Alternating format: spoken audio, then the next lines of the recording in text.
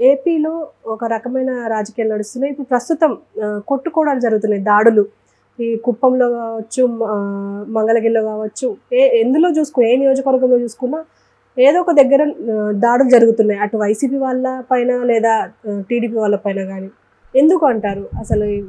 గత కొన్ని రోజుల నుంచి ఇవి జరగడం మొదలైంది. నిన్న కూడా మనం చెప్పుకున్నాం, బాపట్లలో కోన రఘుపతి వాళ్ళ బంధువు, అక్కడ అభ్యర్థి, అతను ఒక కత్తి రాజేష్ అనే ఒక దళితుడిని పోలీస్ స్టేషన్లోనే కొట్టిన సంఘటన నిన్న జరిగింది. దాని మీద కేసు కూడా నమోదైంది. ఆ సీఏని కూడా సస్పెండ్ చేశారు పోలీస్ స్టేషన్.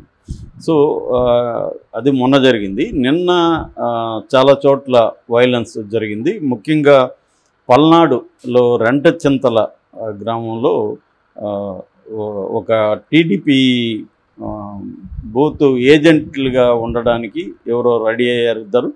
వాళ్ళ ఇండ్ల మీదకి వెళ్ళి వైసీపీ వాళ్ళు దాడులు చేశారని చెప్తున్నారు. అక్కడ వెహికల్స్ను కూడా ధ్వంసం చేశారు. ఆ విజువల్స్ అంతా కూడా బయటకు వచ్చాయి. వాళ్ళ ట్రాక్టర్ని ధ్వంసం చేశారు. వాళ్ళు భోంచేస్తామంటే భోజనాన్ని కూడా తట్టని ఆ ప్లేట్ని కాలుతో తన్ని వాళ్ళని కొట్టారని. సో వాళ్ళల్లో ఒకరు సీరియస్గా ఉందని చెప్తున్నారు.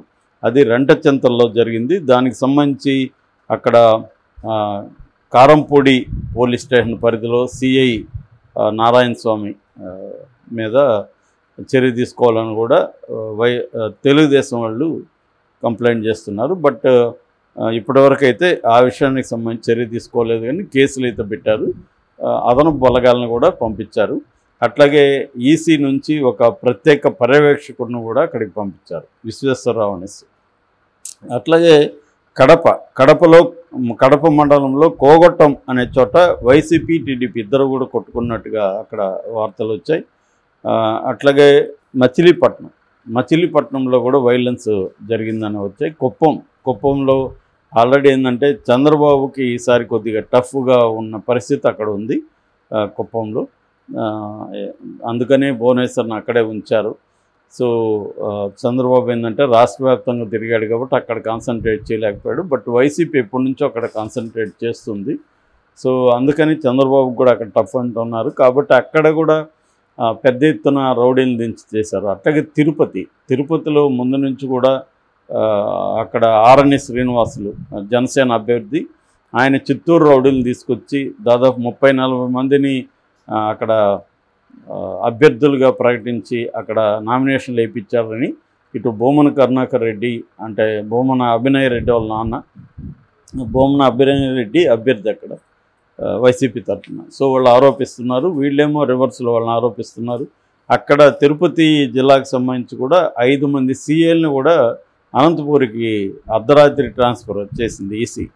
సో దీని మీద ఏమో వైసీపీ ఏమో ఆరోపిస్తుంది, మేము 240 కంప్లైంట్లు ఈసీకి ఇస్తే మా కంప్లైంట్ మీద చర్య తీసుకోవట్లేదు, కూటమి కంప్లైంట్ ఇవ్వగానే చర్య తీసుకొని పోలీస్ ఆఫీసర్లను మార్చేయడం ఇవన్నీ చేస్తున్నారు.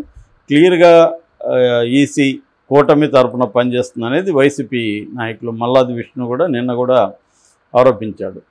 ఎందుకంటే క్లియర్గా మా మీద కూడా అనేక జరుగుతున్నాయని చెప్పి. సో బట్ దేశవ్యాప్తంగా కూడా ఇప్పుడు 96 స్థానాలకి ఈరోజు ఎన్నికలు జరుగుతున్నాయి 4వ ఫేజ్లో. సో దేశవ్యాప్తంగా కూడా ఇవి కామనే అల్లర్లు అనేవి. ఆ రకంగా చెప్పాలంటే ఇప్పటి వరకు అయితే పెద్ద స్థాయిలో అంటే చంపుకునేది పెద్ద మాస్ వైలెన్స్ అనేది జరగలేదు. ఎందుకంటే ఎన్నికల కమిషన్ విజిలెన్స్ కూడా బాగా పెరిగింది. ఎక్కడికక్కడ సీసీటీవీలు ఉన్నాయి, ఇవన్నీ ఉన్నాయి. లాస్ట్ టైం కూడా ఇవన్నీ జరిగాయి, పల్నాడులో కూడా లాస్ట్ టైం మనం చూసాం. సో ఇప్పటి వరకు అయితే ఇవి అంత మేజర్ ఇన్సిడెంట్ అని చెప్పడానికి లేదు, కొంత మైనర్గానే మనం చూడాలి. అయినా కూడా ఈసీ సీరియస్గానే తీసుకొని ప్రత్యేక బలగాలను అక్కడికి పంపించడం, మిగతా రాష్ట్రాల నుంచి కూడా బలగాలను తీసుకొచ్చారు, వాళ్ళందరినీ కూడా అక్కడ చేశారు. ఒక 6 నియోజకవర్గాలని సెన్సిటివ్ ఏరియాస్ కూడా ముఖ్యంగా మావోయిస్టులు ఉన్న నియోజకవర్గాల్లో చేస్తుంది. ఆల్రెడీ మావోయిస్టులని గత 2 నెలల నుంచి ఈ ఎన్నికల కోసమే ఎక్కడా వాళ్ళని బయటికి రానేయకుండా విపరీతంగా దాదాపు 100 మంది పైన మావోయిస్టులని ఎన్కౌంటర్ల పేర్లతో చంపేశారు అక్కడ ఛత్తీస్గఢ్ కానీ మన బార్డర్ ఏరియాస్లో. ఏఓబి అంటారు, ఏఓబి అంటే ఆంధ్ర ఒరిస్సా బార్డర్ అంటారు. సో ఈ ఏరియాలంతా కూడా తీవ్రంగా మావోయిస్టుల మీద కూంబిలింగా జరుగుతున్నాయి. ఎందుకంటే ఎలక్షన్ని వాళ్ళు వచ్చి డిస్టర్బ్ చేస్తారని, రెండోది ఎలక్షన్ టైంలో అభ్యర్థులు ఫ్రీగా తిరగాల్సి ఉంటుంది, అభ్యర్థుల్ని కిడ్నాప్ చేయొచ్చు లేదా చంపచ్చు. గతంలో అనేకసార్లు జరిగాయి ఎన్నికల టైంలోని. ఎందుకంటే వీళ్ళు అందరికీ సెక్యూరిటీ ప్రొవైడ్ చేయడం కూడా ఎన్నికల టైంలో కష్టమవుతుంది. సో పెద్ద ఎత్తున సెక్యూరిటీ లేకుండా వీళ్ళు జనంతో కలిసి వెళ్తున్నప్పుడు మందుపాత్రలు పెట్టిన సంఘటనలు ఉన్నాయి, సో అటాక్ చేసిన సంఘటనలు ఉన్నాయి. అందుకని ఇక్కడ కూడా ఆంధ్రప్రదేశ్లో ఒక 6 నియోజకవర్గాలు మాత్రం సెన్సిటివ్ ఏరియాస్గా ప్రకటించి అక్కడ 4 లోపలే ఎన్నికలు కూడా, ఓటింగ్ కూడా 4 గంటల లోపలనే ఫినిష్ చేస్తున్నారు అన్నమాట. సో ప్రత్యేకంగా అక్కడ ప్రత్యేక పారామిలిటరీ ఫోర్సెస్ని అక్కడ మోహరించి వాటి ఆధ్వర్యంలో ఎన్నికలు జరుగుతున్నాయి. సో ఓవరాల్గా అయితే ఇప్పటి వరకు మనకు అందుతున్న సమాచారాన్ని బట్టి పెద్ద మేజర్ వైలెన్స్ అయితే ఏమీ జరగలేదు. ఇవన్నీ కొంత మైనర్ అని చెప్పొచ్చు. దీని మీద కూడా మళ్ళీ వైసీపీ మీద తెలుగుదేశం వాళ్ళు ఆరోపిస్తున్నారు, వైసీపీ వాళ్ళు పోలీసులు అండ చూసుకొని కొడుతున్నారని. కొంతవరకు అది వాస్తవమే కావచ్చు, ఎందుకంటే అధికారంలో ఉన్న పార్టీకి సహజంగానే పోలీసులు అక్కడ హెల్ప్ చేసే అవకాశం ఉంది.